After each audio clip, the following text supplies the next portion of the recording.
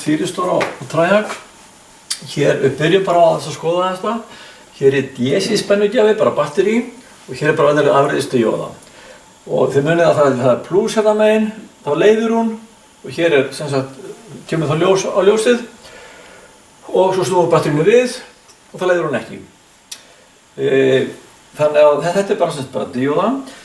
Það eru til líka með hérna þremvírum, þá kemur geit hérna út úr þeim, og þetta eru engu að síður bara díóður, áfram bara díóður, en nú heitir hún þýristor.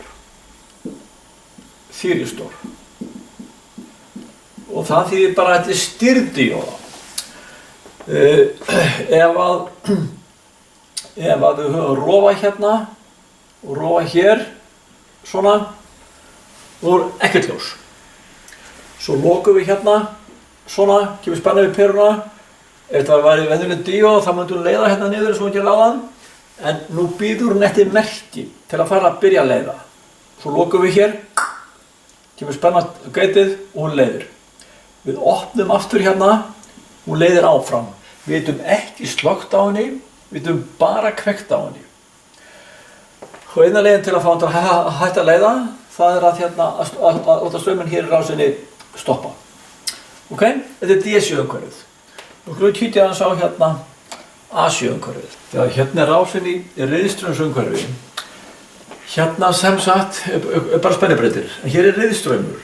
Það þýðir að rafmagnið, það fer sem sagt hérna niður, svo hættir það alveg í núllinu og svo fara það hérna upp aftur, fram og tilbaka. Og munurinn á þessu DC-umhverfinu er það að nú fáum við engan straum hérna. Engin straumur hérna niður, engin hér niður, engin hér niður. Þannig að þá hættir, þetta er þýristorinn, þá hættir það að leiða hér og hér og hér og kollakvalli. Og nú þurfum við að setja spennu á geitið við hvert púls. Ef þetta væri, þar að hérna megin á perunni, hérna er plús og mínus. Ef þetta væri bara díóða, þá myndum við fá svona mynd út. Plúsi myndi bara leiða hérna yfir. Hérna, þetta viðnam hérna 1 ohm, þetta er bara fyrir skópið til að mæla, þetta er bara til að mæla merki sem er hér niður. Þegar það er straumur hér, þá er spenna hérna yfir þetta viðnam hérna, þá fáum við svona merki hérna. Ef þetta væri fyrir díóða, þá fengjum við svona merki hérna. Nú getum við breytt því með spennunni hérna, hvenær hann byrjar að leiða. Þannig að hún ætti að vera svona, bara að þetta væri díóða, en nú getum við sem sagt senkað þessu og látið henni að byrja að leiða aðeins seinna. Við getum kveikt á henni seinna. Og þá fengjum við merkið til dæmis svona, hálfa bylgju.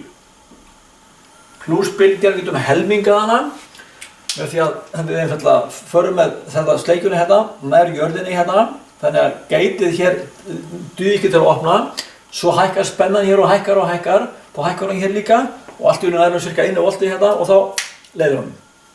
Þannig að við bara stýrtinni hérna í þessum hluta hér. Hér 0,7, þá er kveikju á hann hérna.